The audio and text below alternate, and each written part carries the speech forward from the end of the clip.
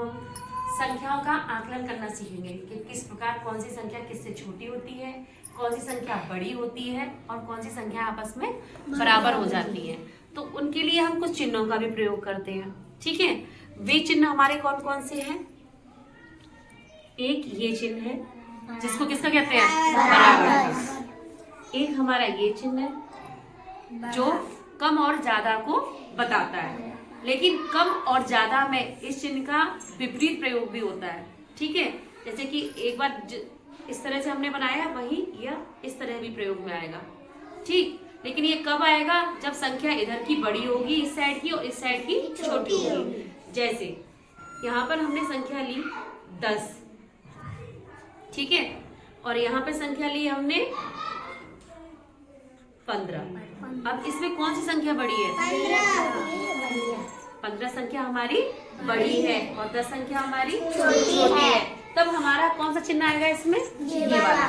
ये वाला। क्यों आएगा? क्योंकि बड़े की तरफ हमेशा मुंह खुला रहता है और छोटे की तरफ मुंह हमेशा बंद रहता है। तो हमारा ये वाला जो चिन्ह है वो यहाँ आ जाएगा इस तरीके से। ठीक है, इसके बाद क्या है? अब हमने यहाँ पे संख्या ले ली ये 22। कितनी संख्या ली? 22। अब इसके बाद जो हमने संख्या ली यहाँ पे मानो ले ली 11। कितनी ले ली? 11। अब इसमें बड़ी छोटी संख्या कौन सी है? ये बड़ी है। शाबाश। 22 संख्या जो है बड़ी है और 11 संख्या छोटी है। तो हम अब किस चिन्ह का यूज करेंगे? इसका। क्यों? क्योंकि इसका मुंह किधर खुला है? 22 वाली संख्या यानी कि ज्यादा वाली संख्या की तरफ मुंह खुला हुआ है, तो हम इसे इस तरह से प्रयोग करेंगे। ठीक है, अगर ऐसा हुआ जैसे यहाँ पे हमारी संख्या आ गई 9 और यहाँ भी आ गई 9, अब हम किस चिन्ह का प्रयोग करेंगे? क्यों? क्योंकि ये दोनों ही संख्या न तो एक दूसरे से कम है और न एक दूसरे से अधिक है। ठीक है, तो यहाँ पर हम इस चिन्ह का प्रयोग करेंगे। अब आप लोगों को अच्छी तरह से समझ में आ गया होगा कि हमें किस चिन्ह का प्रयोग कब करना है और किस प्रकार संख्याओं को छोटा बड़ा दिखाना है, किस प्रकार बराबर दिखाना है।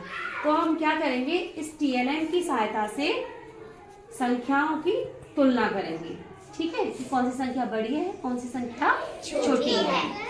अब जैसे देखिए, अब यहाँ पर क्या है? ये 2 चक्र बने हुए हैं, दोनों चक्रों पर 2-2 चक्र फिर से बने हुए हैं। ठीक है, अभी क्या है? हरे पे भी अंक है, लाल पे भी, इधर भी हरे पर भी या लाल पर भी, और येलो पट्टी पर आपके चिन्ह बने हुए हैं। अब क्या करना है आपको? जैसे यहाँ पर संख्या लिखी है, इसका रेड पर कितनी है? 0। और इधर ग्रीन पट्टी पर 9। ठीक, इधर ग्रीन पट्टी पर कितनी संख्या है? 2 और इधर रेड पट्टी पर 0। तो ये संख्या कितनी हुई हमारी? 9। और ये संख्या कितनी हुई? 20। लेकिन क्यों? 0 तो दोनों तरफ है, तो ये 90 क्यों नहीं हुआ? क्योंकि आगे लग रहा है, जो पीछे लग रहा है। तो आगे और पीछे लगने से क्या? 0 तो 0 है ना संख्या के बाद में। 0 संभालेंगे नहीं, इसको संभालेंगे। शाबाश। क्या है? संख्या से पहले जब 0 आता है तो हम उसको संभालते हैं, यानी कि उसे जोड़ते नहीं है, केवल अपनी संख्या ही मूल रूप में रहती है। वह 9 है तो 9 ही रहेगी। और जब संख्या के पीछे 0 आता है तो उसको उसमें जोड़ दिया जाता है, वह दहाई का काम करने लग जाता है। तो वहां पर संख्या का महत्व बढ़ जाता है 0 के साथ में। ठीक है, और 0 से पहले है तो संख्या अपने मूल रूप में रहती है, लेकिन जब बाद में आती है, बाद में 0 आता है संख्या के, तो उसका मूल रूप जो है बदल जाता है और वह दहाई के साथ उसका मान जो है बढ़ा देगा। तो यहाँ पे दहाई तो हुआ कि 2 के बाद 0 आ रहा है। तो अब हम इसमें कौन से चिन्ह का प्रयोग करेंगे? इस वाले को श्रद्धा बताएंगे, सब नहीं श्रद्धा बताएंगे। इस वाले का प्रयोग करेंगे। कैसे करेंगे? करो। शाबाश। अच्छा, इसका प्रयोग हमने क्यों किया? क्योंकि जो ये बड़ी है ये छोटी है। शाबाश। तो बड़ी की तरफ क्या रहता है? मुंह खुला हुआ रहता है और छोटी की तरफ बंद रहता है। अब आपको समझ में आया कि मैं क्या कहना चाह रही हूँ आपसे? हाँ, है ना, कि इसमें छोटी संख्या किस प्रकार होंगी, बड़ी संख्याएं किस प्रकार होंगी और बराबर संख्या किस प्रकार होंगी। तो इसके लिए क्या है? हमें प्रयोग करना होगा किसका? छोटे, बड़े और बराबर के चिन्हों का।